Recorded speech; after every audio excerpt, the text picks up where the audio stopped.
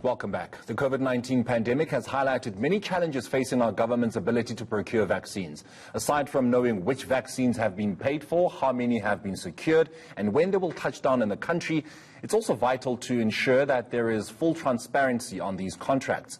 South Africans are saying government needs to start being more open and start sharing critical procurement information. For more on this, I'm now joined by Fatima Hassan, who is a social justice activist and head of Health Justice Initiative.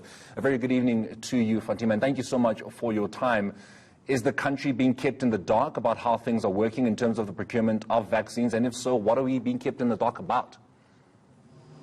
Thanks. So one of the things we've asked the government to provide us with is all copies of all vaccine contracts, particularly with Johnson & Johnson and Pfizer.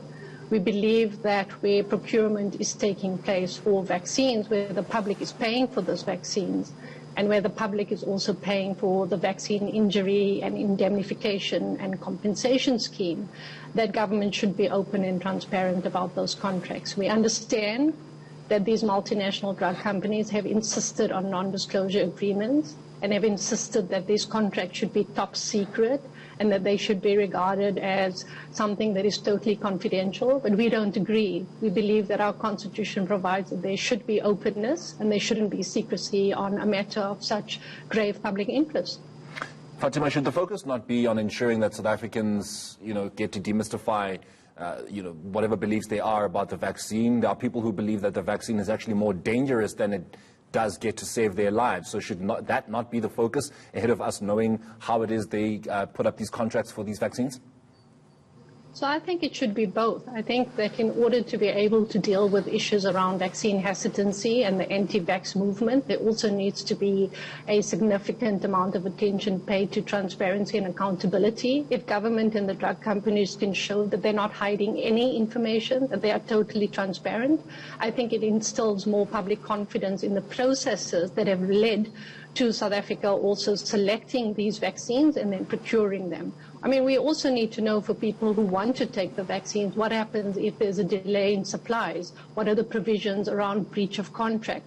What happens if you can't get sufficient supplies for your own country, but supplies are actually being exported or being sent elsewhere to other countries, whether it's in the continent or whether it's in North America? So there's a number of issues that all of us, like you said, are in the dark about, and I think it's time.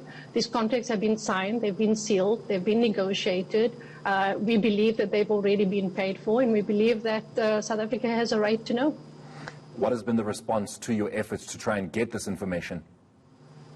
Well, we've given the National Department of Health and Government up until tomorrow to provide us with all of the information requested, including information relating to all of the MAC advisories and advice given to government on a range of issues, as well as the prioritization of certain cohort groups.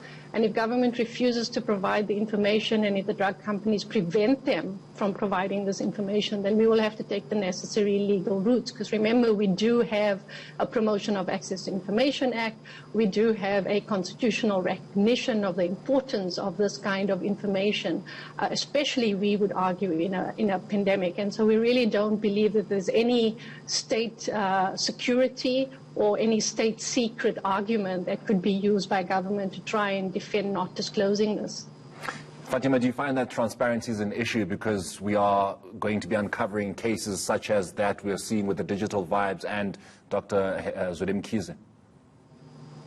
Well, I mean, irrespective of whether there's, an element of undue influence or corruption, that's not the reason why we're asking for the information. So we want to know what Johnson & Johnson and Pfizer has promised to our government. We want to know what our government agreed in return for the supplies of vaccines that are coming in, we believe, on a drip-feed basis. We want to know all the terms and conditions, because we are concerned when we've seen some of the redacted versions of contracts that have been signed with other governments in other countries, that there are serious issues around democratic accountability and transparency. And we want to know whether our government was basically, held to hostage by these drug companies, or whether there was something else, because the rate at which vaccines are coming through, what we're being subjected to in the global south, not just in South Africa, is really a cause for concern.